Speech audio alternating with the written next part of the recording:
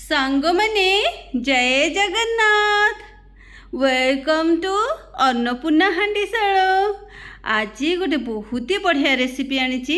ଚୁଙ୍ଗୁଡ଼ିର ବହୁତ ନୂଆ ପ୍ରକାରର ଡାଲମା ପାଇଁକି ମୁଁ ଦେଶୀ ଆଳୁ, ଟିକେ କଖାରୁ, ସାରୁ, ଆଳୁ, ଟମାଟର ୟୁଜ୍ କରିଛି। ଆଉ ଅଧ କେଜି ଚିଙ୍ଗୁଡ଼ି ନେଇଛି।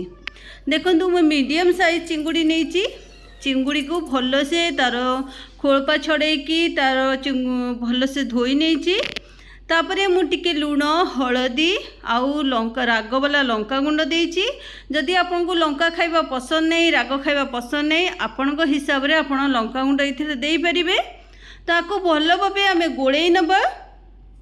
गोळेई सारिकी आमे किछि समय पई माने 10 रु 15 मिनिट याकू रेस्ट करिया को रखि दबा। ता भितर अलगा सबू जिनस चलतु काटी नबा। देखंतु मु जो परिबा सब नेइथिली, देखंतु ये 10 मिनिट हो गला तथापि मुझे साइड रे रखी दउची। ये सब परिबा कखारु, आलू, सारू, देसी आलू आउ टमाटर सबू भल भाबे काटी नेइची।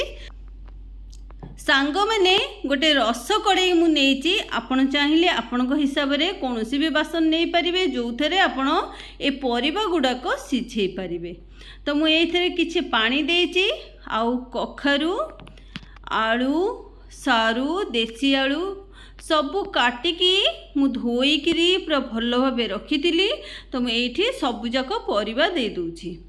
सांग माने वीडियो जदि भल लगे गोटे लाइक आ गोटे कमेंट निश्चिंत करिवे। एटा आपन को गोटे अनुरोध सांग माने। आउ एठी देखंतु परिबा सब पके सरलानी। ता हिसाब रे मु देइछि हळदी आउ लुण, स्वाद हिसाब रे लुण जेतिकी आपण तरकारी बनेबे से हिसाब रे लुण देबे। मुझे डाली देइछि गोटे गिना माने 200 ग्राम डाली देइछि। डाली टिके अधिका देबे खाइबा पई के बहुत ही भल लागिबो। आकु घोड़े कि आमे सिझिया को रखी देबा। देखंतु 10 मिनिट घोड़े नहीं थिली, डाली टिके टिके फिटिबा को आरंभ कलानी। आउ ये बहुत ही मतलब टिके पानी गुड़ाक उतरिकी बाहर को आसिलानी। तो मु एठी प्लेट को काढ़ी नेइछि। आउ आरपट साइड रे माने आउ गोटे गैस रे तो मु ए कड़ाईटा को बसई दूची। एबे चलतु टाइम माने समय को नष्ट न करी आमे से समय भितर जो समय भितर परिबा सिजिबो से समय भितर सबु जिनस रेडी करनबा। चुंगुड़ी को आमे 10 मिनिट रेस्ट पे रखिथिले। 10 रु 15 मिनिट हो गलानी। मु आउ गोटे कड़ाई रे टिके सोरिष तेल देई चुंगुड़ी गुडा को भाजी नउची। सांग माने आपण जदि मो चैनल रे नुआ अन्नपूर्णा हांडीशाल जदि नुआ गोटे छोट अनुरोध, आपण चैनल को सब्सक्राइब करनियंतु। एथरे आपण को जहाँ भी नुआ नुआ वीडियो आसीबो आपण को नोटिफिकेशन जीवो, आपण देखि परिबे। सब्सक्रिप्शन एकदम फ्री रहूची। तो ये देखंतु चिंगुड़ी गुड़ाक भाजी हो गलानी। तो मुझे प्लेट को काढ़ी नहीं। जो तेलटा बड़ी थिला से तेल रे चिंगुड़ीर फ्लेवर बहुत ही अच्छी। तो आउ टिके तेल देकरी मुझे पियाज गुड़ी को भाजी दूची। मु 2टा मीडियम साइज पियाज नहीं, टिके बड़ बड़ करी काटी, जोटा कि डालमा रे पियाजटा बहुत ही भल लगे टिके बड़ बड़ रहिले। तो मुझे पियाज भाजिया भितर चलतु गोटे मसला बनैबा। मसला पे किछि रसुण, टिके अदा देइछि और गोटे पियाज देइछि। टिके पानी देइकरी चिकन करी बाटी नबा। देखंतु बाटी नैचे। ता भितर पियाज भी भाजी हो जाइछि। मु गोटे चम्मच काश्मीरी लंका गुंड देउछि, जोथरे कि रंग बहुत ही बढ़िया आसीबो। आउ बाटी थिबा मसला को एठी देइ दूछि। देकी भल से गोळेई नबा। गोळेई सरला पोरे आमे ए देखंतु मसला टिके फुटिबा को आरंभ हलानी। आमे एठी टिके पानी दे दबा। मसला रू कंचा अंश कटि गलानी। तो मु एठी मसला जार रे बहुत ही मसला लागी थिला। तो मु एठी टिके पानी मिसेई की दे देछि।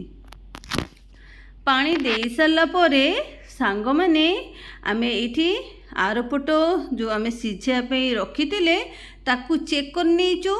तो सी भी धीरे धीरे सिझुची। तो मु एठी पानी फुटिया को आरंभ होइतिला। मु अध चम्मच जीरा गुंड देइची आउ गोटे चम्मच धनिया गुंड देइची। आपण चाहिए मसला रे जीरा धनिया मिसेकी बाटी पारिबे।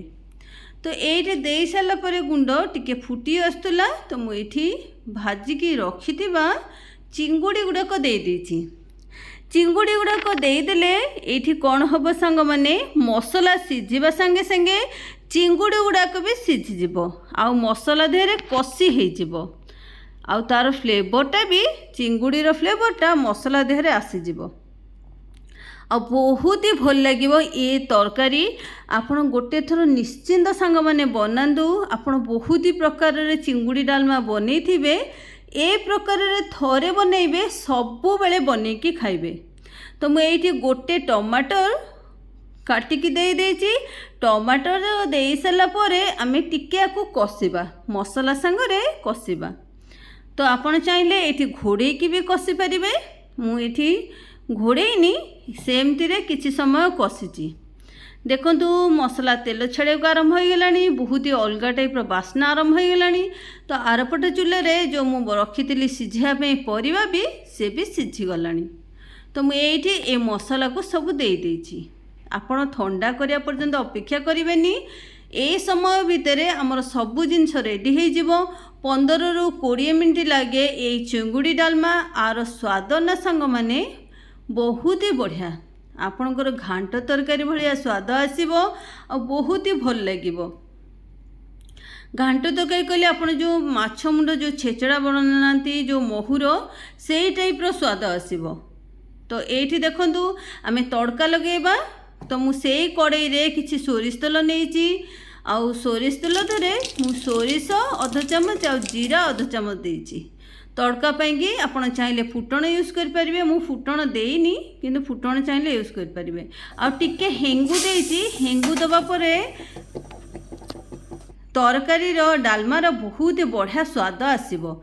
ये हेंगू टिके जारिकी मुझे छुंक को ये डालमारे दे देची। छुंक को डालमारे दे सारे एबे भी काम सरीनी सांग माने एबे भी बिल्कुल भी स्किप करेंगे। आगु को बहुत ही बढ़िया सब जिनस पकेबार अच्छी। तो ये आम कौन करवा टिके फुटे नबा डालमा को 2 ରୁ 3 मिनट फुटे देथिलु। तापरे मु एठी फुटे सारा परे देची टिके भजा जीरा गुंड आउ एठी भजा जीरा गुंड को दे सारा पर आपण एठी गैस फ्लेम को पूरा एकदम लो कर देबे। लो कर सारिकी अलगा सब मसला देबे। दालचीनी गुंड अध चामच देची आउ भजा जीरा गुंड अध चामच देची। एठी सब जिनस देकिरी हमें भल भाव गोले नबा जेमती सब जिनस भल से मिसी जिवो। तो गोले सारा परे सांग माने एठी कौन करिवे गैस को बंद कर देबे। बंद कर सारिकी आपको घोड़े देबे 4 ରୁ 5 मिनट घोड़े देबे।